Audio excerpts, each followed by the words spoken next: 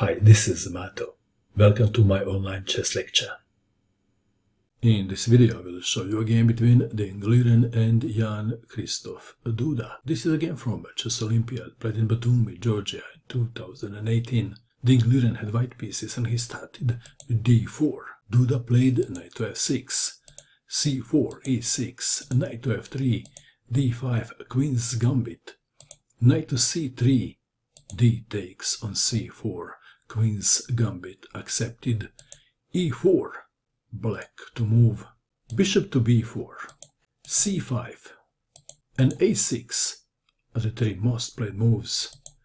Duda played b5, which was considered to be risky for black.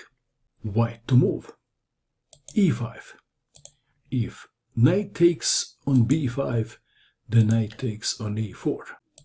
That is why Liren played e5, attacking the knight, knight to d5, knight takes on b5, knight to b6, defending the pawn on c4, bishop to e2 since d3 is not available, knight to c6, and Liren castled kingside, bishop to e7, white to move, perhaps bishop to e3 was expected, or maybe a4. It was a kind of a surprise. Liren played queen to d2, blocking the bishop. Why? Well, the queen is on the way to f4. Duda castled kingside too. Queen to f4, rook to b8, knight to c3, f5. To take en passant or not? What would you do? Liren played queen to g3. Surely he considered taking. And after rook takes, and say queen goes to g3, then rook to g6. Queen goes back, rook attacks the queen, and the queen must go to e3. Then bishop to b7, and black seems to be fine. Back to our game. After f5, Liren played queen to g3. The pawn on e5 gives white a nice space advantage. King to h8, rook to d1, aligning the rook with the black queen. Knight to b4, b3, c takes on b3, a takes on b3, attacking the pawn on a7, a6, bishop to c4, knight to c2. If knight takes on c4, this only strengthens white center. So we have knight to c2 attacking the rook, rook to a2, knight to b4, rook to a1, knight to c2, rook to a2, knight to b4. Duda is indicating that he is happy with a draw. Rook to e2, no draw. Liren goes for gold. a5, white to move. Liren made a move which had to be carefully calculated. It involves a change in the pawn structure and a pawn sacrifice. d5, very brave. A move like bishop to g5 doesn't require hard calculations. But d5 does, and Liren was ready for the challenge. Maybe, we'll see. E takes on d5. e6. The pawn on d5 is pinned, but now bishop to d6, attacking the queen and threatening pawn takes bishop. White to move. Perhaps bishop to f4 comes to mind. Do you agree? Liren played queen to h3. Black to move. Should black take the bishop or not? Would you? Duda played queen to f6. Why? Why not d takes on c4? What did Liren have in mind? This is what he had in mind. Knight to g5, threatening checkmate. And after h6, knight to f7 check, forking the king and the queen.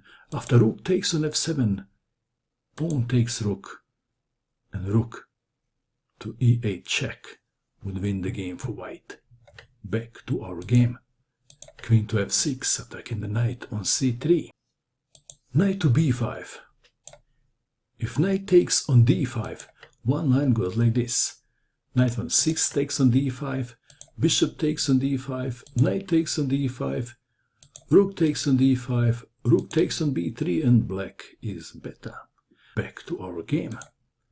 Knight to b5, d takes on c4, and black is a piece and a pawn up. Knight takes on d6, c takes on d6, e7 attacking the rook, threatening. Pawn to e8, queen. Rook to e8, the rook must go in front of the pawn. White to move.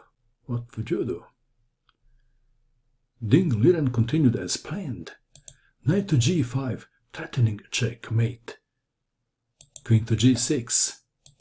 If h6, then queen to h5 attacking the rook. And after bishop to d7, rook takes on d6 attacking the queen. If queen takes the rook, then knight to f7 check wins the queen. Back to our game. So we have queen to g6 defending h7 pawn. Rook takes on d6, f4. If queen takes on d6, then what happens then? Knight to f7 check? No. Queen takes on h7 checkmate. So we have f4, discovered attack on the white queen. Queen to h4, queen to b1, threatening, queen takes bishop. Rook to e1, queen takes pawn on f4 is perhaps even stronger.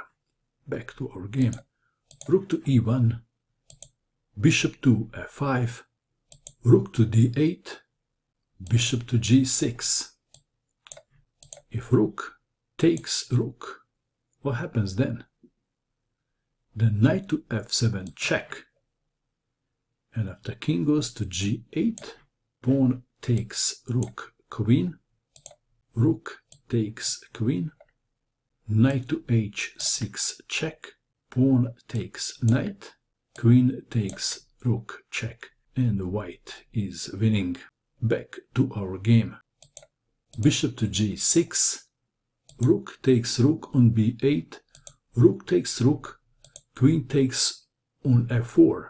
The threat is queen to f8 check. Rook to g8, knight to f7 check, bishop takes knight, queen takes bishop, knight to d7, white to move. How would you continue? Pass pawns must be pushed. Pawn to e8, queen, knight to f6, white played a move and black resigned. Bishop to g5, black resigned in view of this continuation. Isn't this interesting? This is the first time that bishop moved. Until this time, the bishop was happy to work from his home office. Knight takes a queen, but then rook takes black queen. If c takes on b3, then bishop to e7, preventing a4 pawn push. If knight, because then bishop takes knight. If knight goes to c6, then bishop to f8, and if now a4, queen takes knight. Let's play a few more moves. After say knight to d4, bishop takes on g7 check, king takes bishop, queen to e5 check, king to f7, queen takes on d4. And I guess we can stop here. This was quite a complex game, and Liren deserves that brilliancy prize which he got for the best game in the round 10. What do you think of this game?